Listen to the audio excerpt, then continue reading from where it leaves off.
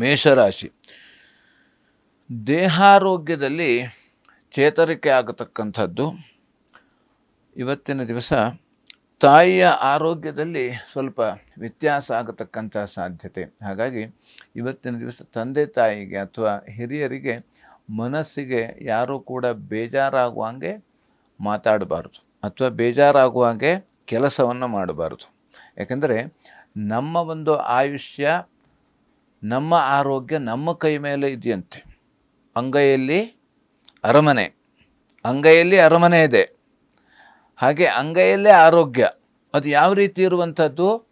ನಮ್ಮ ನಡವಳಿಕೆ, ಮಾತಿನ ಮೇಲೆ. ಯಾಕಂದರೆ ನಾವು ತಂದೆ ತಾಯಿಗೆ ಏನಾದರೂ ಬೇಜಾರಾಗುವಂಗೆ ಮಾತಾಡಿದ್ರೆ ಅದು ಕೂಡ ವ್ಯತ್ಯಾಸ ಆಗತಕ್ಕಂಥದ್ದು ಆರೋಗ್ಯದಲ್ಲಿ. ಹಾಗೆ ಅವರು ಹೇಳಿದ್ದನ್ನು ನಾವು ಕೇಳಲಿಲ್ಲ ಅಂತಾದರೆ ಅದು ಕೂಡ ವ್ಯತ್ಯಾಸ. ಹಾಗಾಗಿ ನಮಗೆ ಏನು ಅಂತಂದರೆ, ನಮಗೂ ವ್ಯತ್ಯಾಸ ಆದರೂ ತೊಂದರೆ ಇಲ್ವಂತೆ. ಇನ್ನೊಬ್ಬರಿಗೆ ಬೇಜಾರಾಗುವಂಗೆ ನಾವು ನಡೆದುಕೊಳ್ಳಬಾರ್ದು ಅಂತಾಯಿತು. ಪರಿವರ್ತನೆ ಮಾಡ್ಕೊಳ್ಬೇಕು. ನಮ್ಮ ಪರಿಹಾರ ನಮ್ಮಲ್ಲೇ ಇದೆ. ಎಲ್ಲಿದೆ ಪರಿಹಾರ? ನಮ್ಮಲ್ಲೇ ಇರುವಂಥದ್ದು. ಹಾಗಾಗಿ ಇನ್ನು ಸಂಗಾತಿಯಲ್ಲಿ ಭಿನ್ನಾಭಿಪ್ರಾಯ ಅಥವಾ ಕುಟುಂಬದಲ್ಲಿ ಕಲಹಗಳು ಬರುವಂಥದ್ದು. ಹಾಗಾಗಿ ಇವತ್ತಿನ ದಿವಸ ವೃತ್ತಿಯಲ್ಲಿ ಅನುಕೂಲ ಇರತಕ್ಕಂಥದ್ದು, ಮಾಡುವಂಥ ವೃತ್ತಿಯಲ್ಲಿ.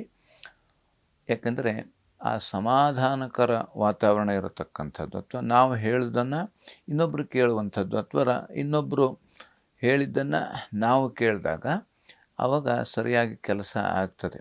ಆವಾಗ ಇಬ್ಬರೂ ಕೂಡ ಸಂತೋಷದಿಂದ ಇರಲಿಕ್ಕೆ ಸಾಧ್ಯ. ಅಲ್ಲಿ ನಾನು ಅಂತ ಬಂದರೆ ಏನಾಗ್ತದೆ? ನಾನು ಅಂತ ಬಂದರೆ ಅಲ್ಲಿ ಪೂರ್ತಿ ಹಾಳಾಗ್ಬಿಡುವಂಥದ್ದು. ಅದಕ್ಕೆಂದರೆ ನಾನು ಅಂತ ಬರಬಾರ್ದು ನಮಗೆ.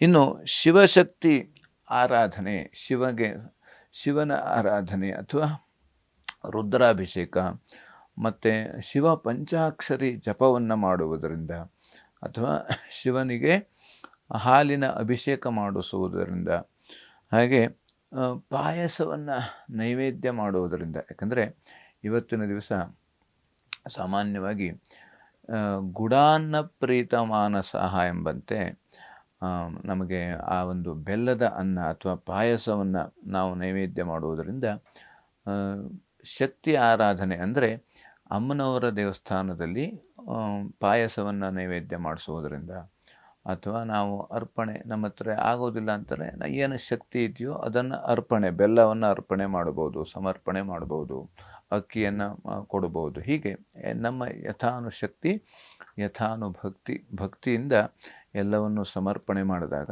ಅನುಕೂಲ ಆಗುವಂಥದ್ದು.